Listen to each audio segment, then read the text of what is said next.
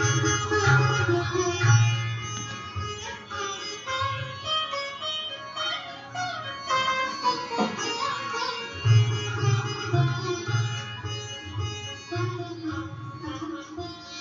to our ICT class. Manikganj সরকারি মহিলা কলেজের সুযোগ্য অধ্যক্ষ এবং উপাধ্যক্ষ মহোদয়ের দিক নির্দেশনায় অনুষ্ঠিত অনলাইন ক্লাসে তোমাদের সবাইকে স্বাগত। আজকের অনলাইন ক্লাসটি বিষয় হচ্ছে আইসিটি এবং আমরা চ্যাপ্টার 2 নিয়ে আলোচনা করছিলাম। গত ক্লাসে আমরা চ্যাপ্টার 2 এর প্রথম অংশ নিয়ে আলোচনা করেছি, একটি লেকচার নিয়ে আলোচনা করেছি। আজকে দ্বিতীয় লেকচার আমরা আজকে আলোচনা করব গত লেকচারের অর্থাৎ ডেটা কমিউনিকেশনের কিছু অংশ এবং ব্যান্ডউইথ নিয়ে। এটি হচ্ছে আজকে আমাদের আলোচনার অংশ।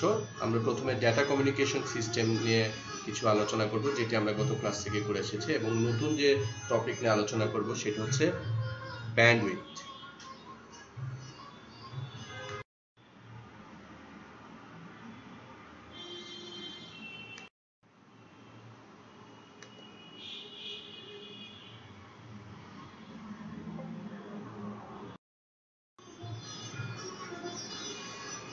আমরা গত ক্লাসে পড়েছিলাম ডেটা কমিউনিকেশনের ধারণা নিয়ে, এবং আমরা দেখেছি কমিউনিকেশন সিস্টেমের মূলত 3টি স্টেজ আছে, যেখান থেকে কোনো সোর্স থেকে ডেস্টিনেশনের ডেটা প্রবাহিত হয়। এবং আমরা দেখেছি যে এই 3টি মূল স্টেজে কমিউনিকেশনের 5টি মূল উপাদান রয়েছে: source, transmitter, medium, receiver, destination পর্যন্ত। আমরা আজকে দেখব যে এই ডেটা কমিউনিকেশনটি আসলে আমাদের রিয়েল লাইফে কিভাবে আমাদের মাঝে প্রচলিত রয়েছে। প্রশ্ন আসে ঠিকই যে ডেটা কমিউনিকেশন কি শুধুমাত্র একটি আধুনিক ধারণা? আগে কি তথ্য স্থানান্তর হতো না? আগে কি ডেটা স্থানান্তর হতো না? উত্তরটি হচ্ছে এই যে মানব সভ্যতার সাথে কিন্তু তথ্য আদান প্রদান একটি গুরুত্বপূর্ণ ভূমিকা পালন করে, এবং অবশ্যই এটি মানব সভ্যতার সাথে ওতপ্রোতভাবে জড়িত। অর্থাৎ আমরা পরস্পরের সাথে যখন যোগাযোগ করি, কমিউনিকেশন করি, সেটি কিন্তু প্রাচীন কাল থেকেই প্রচলিত রয়েছে। এবং আমরা দেখি যে সভ্যতার শুরুতে, অর্থাৎ মানব সভ্যতার শুরুতে প্রাচীনকালে কিন্তু মানুষ কিছু কিছু শব্দ তৈরি করেছে, যেটি এখন আমরা বলি ভাষা।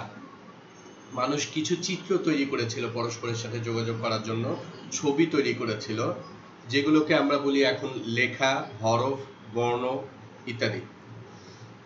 এখন প্রাচীনকাল থেকে যখন একজন মানুষ অন্য মানুষের সাথে যোগাযোগ করে আসছে, সেটিকে এক প্রকার বায়োলজিক্যাল পদ্ধতিতে যোগাযোগ করে আসছে। এবং আমরা দেখেছি যে প্রাচীনকাল থেকে কিন্তু মানুষ পরস্পরের সাথে কথার সাথে যোগাযোগ করেছে, ছবির মাধ্যমে যোগাযোগ করেছে, লেখালেখির মাধ্যমে যোগাযোগ করেছে।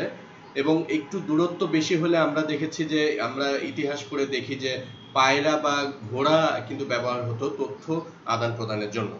তো ওভারঅল পুরো সবগুলিকে যদি আমরা বলতে পারি বায়োলজিক্যাল পদ্ধতি। পরবর্তীতে ডেটা কমিউনিকেশনটি একটি যন্ত্রের মাধ্যমে ডেটা কমিউনিকেশনটি নতুন রূপ ধারণ করে 1937 সালে, যখন স্যামুয়েল মোর্স তার আবিষ্কৃত টেলিগ্রাফ নামের একটি যন্ত্র দিয়ে দ্রুত সাংকেতিক শব্দ বিভিন্ন ভৌগোলিক দূরত্বে পাঠানো শুরু করে। এবং অবশ্যই ডেটা কমিউনিকেশন বা তথ্য আদান প্রদানের জন্য একটি গুরুত্বপূর্ণ ধাপ ছিল। এবং তার পরবর্তীতে প্রিন্টেড টেলিগ্রাফ আবিষ্কার হয়। প্রিন্টেড টেলিগ্রাফ 1843 সালে। প্রিন্টেড টেলিগ্রাফের বৈশিষ্ট্য কি?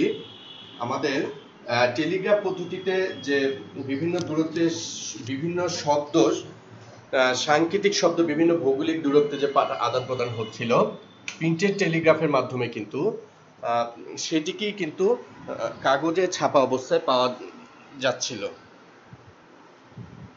এবং 1876 সালে ডেটা কমিউনিকেশনের আরও একটি নতুন এবং যুগান্তকারী ধাপ অতিক্রম করে, সেটি হচ্ছে যে টেলিফোন আবিষ্কারের মাধ্যমে। আলেকজান্ডার গ্রাহাম বেল যে যন্ত্রটি আবিষ্কার করেন, এটির মাধ্যমে কিন্তু ভয়েস ডেটা কমিউনিকেশন, অর্থাৎ কোনো শব্দ এক স্থান থেকে আরেক স্থানে তারের মাধ্যমে কিন্তু প্রবাহিত হওয়ার প্রক্রিয়াটি শুরু হয়। এবং তারবিহীন যে প্রক্রিয়াটি সেটি কিন্তু 1895 সালে রেডিও বা বেতারের মাধ্যমে আবিষ্কৃত হয়। এবং রেডিও বা বেতারের মাধ্যমে কি হচ্ছে, তারবিহীন ডেটা কমিউনিকেশন পদ্ধতি কিন্তু শুরু হয়ে যায়।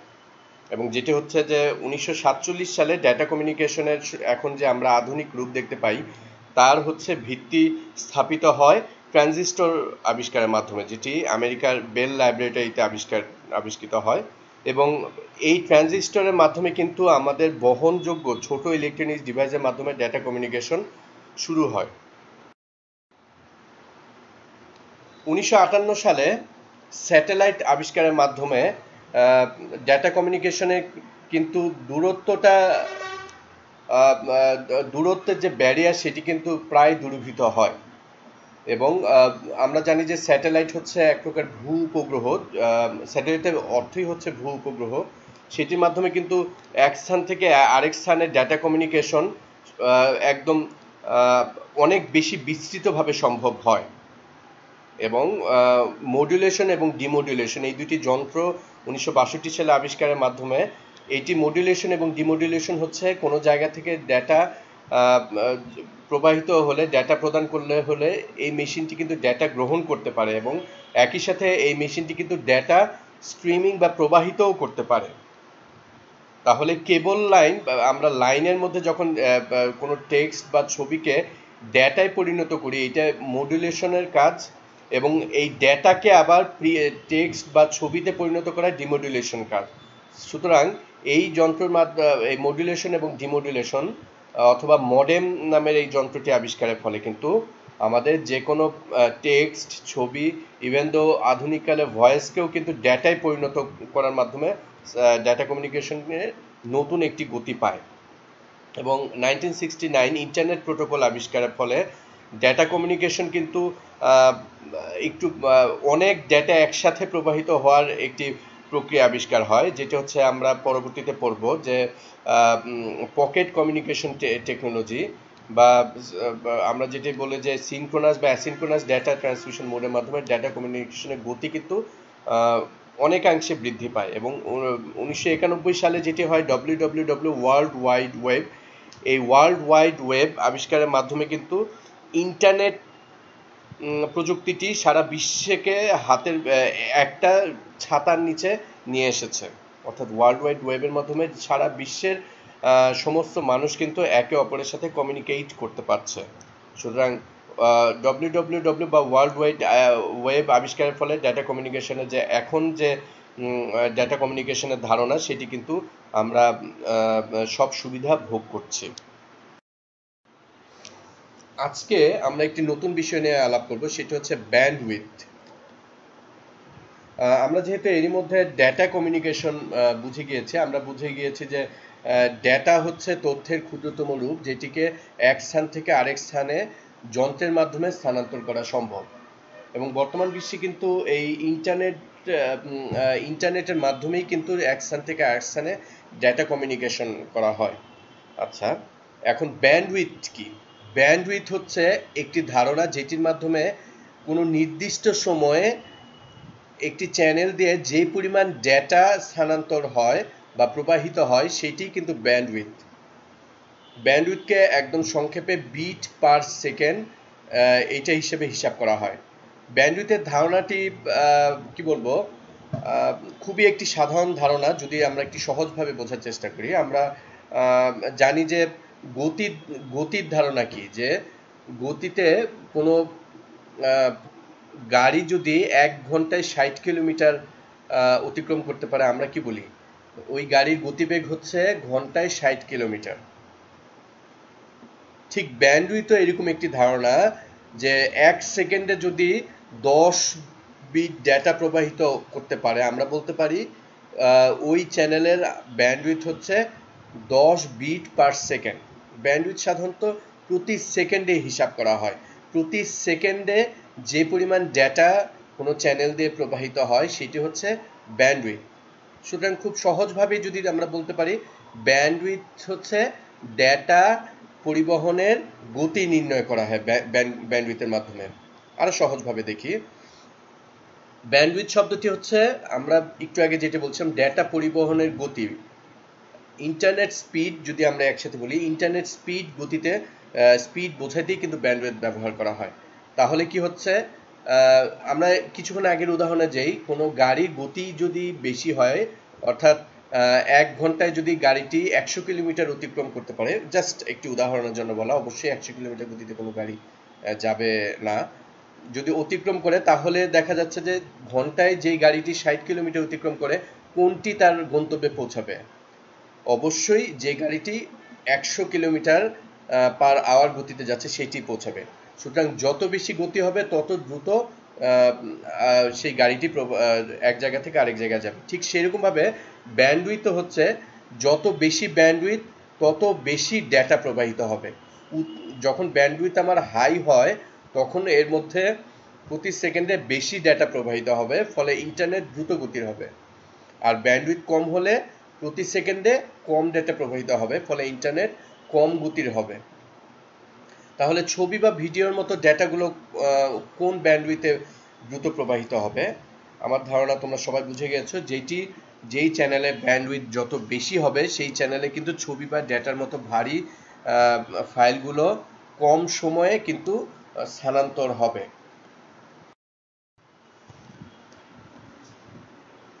আমরা একটি খুব সহজ ব্যান্ডউইথের সমস্যা নিয়ে আলোচনা করলে ব্যান্ডউইথের ধারণাটি আমার মনে হয় সবার কাছে ক্লিয়ার হয়ে যাবে। আমাদের কাছে যদি কেউ প্রশ্ন করে যে একটি চ্যানেল দিয়ে 10 সেকেন্ডে 1200 বিট ডেটা প্রবাহিত হয়, তাহলে ওই চ্যানেলের ব্যান্ডউইথ কত? আমরা আগেই বলেছি ব্যান্ডউইথ হচ্ছে ডেটা প্রবাহের গতি, অর্থাৎ প্রতি সেকেন্ডে কতটুকু ডেটা প্রবাহিত হয় সেটিই কিন্তু ব্যান্ডউইথ। সুতরাং ব্যান্ডউইথকে আমরা বলতে পারি যে ডেটা প্রবাহের হার। তাহলে কোনো প্রবাহের হার নির্ণয় করতে হলে কিভাবে আমরা করব অঙ্কটি? খুব সহজ, আমার মনে হয় এখন যেটি দেখতে পাচ্ছ সেটি থেকে তোমরা সহজেই ধারণাটি পেতে পারো। ব্যান্ডউইথ হলে আমাদের কি হচ্ছে, এক সেকেন্ডে বা প্রতি একক সময়ে কতটুকু ডেটা যাচ্ছে। তাহলে আমাদের আমরা একটি ভাগ করব, যে ভাগের উপরে থাকবে হচ্ছে ডেটা কতটুকু প্রবাহিত হচ্ছে সেই ডেটার পরিমাণ, এবং নিচে হচ্ছে সময়। ঠিক আছে, তাহলে আমাদের এই অঙ্কে ছিল একটি চ্যানেল দিয়ে 10 সেকেন্ডে 1200 বিট ডেটা প্রবাহিত হলে ব্যান্ডউইথ কত। তাহলে আমাদের ডেটা প্রবাহের মান কত? 1200 বিট। আচ্ছা, কতটুকু সময় লেগেছে? টাইম হচ্ছে 10 সেকেন্ডস। তাহলে খুব সহজে অঙ্কটা আমরা করতে পারবো। তাহলে ব্যান্ডউইথ কিভাবে নির্ণয় করব? 1200 বিট ডিভাইডেড বাই 10 সেকেন্ডস, অর্থাৎ 1200/10। তাহলে এটির খুবই সহজ একটি ভাগফল আমরা পাবো, সেটি হচ্ছে 120, উপরে থাকবে বিট, নিচে সেকেন্ড। তাহলে এই অঙ্কটি দিয়ে আমরা ব্যান্ডউইথ কিভাবে বুঝতে পারলাম? সেটি হচ্ছে 1 সেকেন্ডে 120 বিট ডেটা প্রবাহিত হচ্ছে। খুবই সহজ। 10 সেকেন্ডে 1200 বিট প্রবাহিত হচ্ছে, 1 সেকেন্ডে 100 বিট ডেটা প্রবাহিত হচ্ছে। ঠিক আছে, তাহলে এই ভাগফলের উপরে কি থাকবে? বিট, নিচে সেকেন্ড, অর্থাৎ 1 সেকেন্ডে 120 বিট ডেটা প্রবাহিত হতে পারে। আমরা এই বিট বাই সেকেন্ড বা বিট পার সেকেন্ডের ব্যান্ডউইথ সম্বন্ধে যখন আলোচনা করি, সেটি একটি সহজ একটি টার্মিনোলজি ইউজ করি, সেটা হচ্ছে বিপিএস। আমার ধারণা যারা মোবাইল নেটওয়ার্কে ডেটা কিনো অথবা ডেটা দিয়ে কাজ করো, অথবা তোমাদের যাদের বাসায় ওয়াইফাই আছে তারা এই শব্দটির সাথে পরিচিত, বিপিএস, বিট পার সেকেন্ড। তাহলে আমরা উত্তরটি এভাবে লিখব, 120, তোমরা বামে চলে আসো, সবুজ কালারে যে দেখাচ্ছি, 120 বিপিএস, বিট পার সেকেন্ড। আমার মনে হয় অঙ্কটি সবাই সহজে বুঝে যাবা। এরকম আরো কিছু অঙ্ক তোমাদের প্রস্তুতির জন্য তোমরা দেখতে পারো, যে কিন্তু সব ক্ষেত্রে একই ঘটনা। তোমাদের হচ্ছে ঘন্টায় থাকতে পারে, মিনিটে থাকতে পারে, আর বিট সংখ্যাটি মেগাবাইটে থাকতে পারে, কিলোবাইটে থাকতে পারে। আমরা কয়েকটি স্লাইড পরে সেগুলোর সম্বন্ধে আরো ডিটেলস আলোচনা করব। কিন্তু মূল কথা হচ্ছে যে আমরা উপরে রাখবো যতটুকু ডেটা প্রবাহিত হয় ডেটার পরিমাণ, এবং এটিকে ভাগ দিব সময় দিয়ে। যদি আমাদের ঘন্টা বা মিনিটে থাকে সময়টি, সেটিকে আমরা সেকেন্ডে পরিণত করে নিব। ঠিক আছে, তাহলে আমরা পেয়ে গেছি যে এইটির উত্তর হচ্ছে একটি চ্যানেল দিয়ে 10 সেকেন্ডে 1200 বিট ডেটা প্রবাহিত হলে এটির ব্যান্ডউইথ হচ্ছে 120 বিপিএস। আমরা পরের স্লাইডে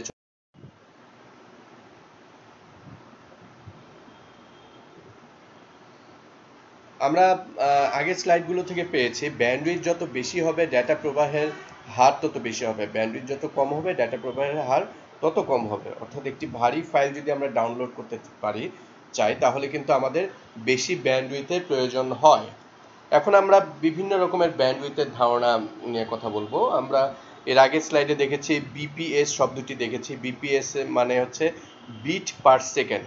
এই বিট কি? এই বিট হচ্ছে বাইনারি ডিজিট এর সংক্ষিপ্ত রূপ। আমাদের ডেটা প্রবাহের সবচেয়ে ক্ষুদ্রতম একক হচ্ছে বিট। আমরা তৃতীয় অধ্যায়ে এটি নিয়ে আরো বিশদ আলোচনা করব। আমার মনে হয় এর মধ্যে যদি তোমরা এই শব্দটি মনে রাখতে পারো বিট, তাহলেই যথেষ্ট। অর্থাৎ ডেটা প্রবাহের ক্ষুদ্রতম একক বিট। বিট পার সেকেন্ড হচ্ছে সবচেয়ে ছোট ব্যান্ডউইথের সবচেয়ে ক্ষুদ্রতম একক। আচ্ছা, এরপরে রয়েছে কি কেবিপিএস। কেবিপিএস মানে কিলোবিট পার সেকেন্ড। আচ্ছা, 1 কেবিপিএস মানে কিন্তু 1000 বিট। সুতরাং আমরা বলতে পারি 1000 বিট পার সেকেন্ড, এটাকে বলি আমরা kbps. Mbps megabit per second. 1 megabit মানে 1 মিলিয়ন বিট। সুতরাং 1 এমবিপিএস মানে আমরা বলতে পারি 1 মিলিয়ন বিট পার সেকেন্ড। আরেকটি বড় ধারণা, আমার ধারণা এইটির সাথে প্রায় সবাই পরিচিত, আমরা এই আমাদের মোবাইল কেনার সময় বা ইন্টারনেট গ্রহণ করার সময় আমরা জিবিপিএস নামে পরিচিত, গিগাবাইট পার সেকেন্ড, অর্থাৎ 1 বিলিয়ন বিট পার সেকেন্ড। তোমরা লক্ষ্য করে দেখো যে আমরা কিভাবে শব্দগুলো রেখেছি। BPS, KBPS, MBPS, GPBS. আর সর্বশেষ যে রোতে যেটি আছে একটু লাল কালিতে এমবিপিএস। লক্ষ্য করে দেখো এই এমবিপিএস এবং তৃতীয় লাইনে যে এমবিপিএস দুটি কিন্তু দুভাবে লেখা। তৃতীয় লাইনে এমবিপিএস, এম হচ্ছে আপার কেস, বিপিএস তিনটাই হচ্ছে লোয়ার কেস বা ছোট হাতের। আর এখানে আমরা ব্যবহার করেছি এম বি, যেখানে হচ্ছে এম এবং বি দুটি আপার কেস বা বড় হাতের, পিএস হচ্ছে ছোট হাতের। এটি কিন্তু মেগাবাইট পার সেকেন্ড। বাইট মানে কি? আমরা তোমরা একটু উপরের দিকে লক্ষ্য করো যে 1 বাইট মানে 8 বিট। বাইট এবং বিট দুটি কিন্তু ডিফারেন্ট। 1 বাইট মানে 8 বিট, অর্থাৎ Mbps megabyte per second. 1 megabyte per second মানে 8 এমবিপিএস। ছোট হাতের যে বিপিএস আছে, লোয়ার কেসের যে বিপিএস, সেটির সমান। আমরা চলে যাচ্ছি। আচ্ছা, বিভিন্ন রকমের সার্ভিসের জন্য আমরা কিরকম ব্যান্ডউইথ আমাদের প্রয়োজন হয়। আমরা আগে কয়েকটি স্লাইডেই বারবার বলেছি যে আমাদের যেই মানে আমাদের কাজের উপর নির্ভর করে বিভিন্ন রকমের ব্যান্ডউইথ প্রয়োজন হয়। আমরা যদি ছোটোখাটো কোনো টেক্সট আদান প্রদান করতে চাই তার জন্য যে ব্যান্ডউইথ প্রয়োজন হয়, যখন আমরা একটি ভিডিও বা ছবি শেয়ার করি তার জন্য কিন্তু সেম ব্যান্ডউইথ প্রয়োজন হয় না, তার থেকে বেশি ব্যান্ডউইথ প্রয়োজন হয়। তাহলে আমরা দেখব যে বিভিন্ন রকমের সার্ভিসের জন্য বিভিন্ন রকমের প্রয়োজনীয় ব্যান্ডউইথ। আমরা প্রথমেই দেখি ইমেইল বা ইলেকট্রনিক মেইল, কিছু লেখা আদান প্রদান করার জন্য আমাদের 0.5 এমবিপিএসসি কিন্তু যথেষ্ট। একই অবস্থা ওয়েব ব্রাউজিং, কোন সাইট আমরা ব্রাউজ করছি সেটির উপর নির্ভর করে 0.5 থেকে 1 এমবিপিএস এর মধ্যেই কিন্তু আমরা ওয়েব ব্রাউজিং করতে পারবো। আচ্ছা, আমরা যখন মিউজিক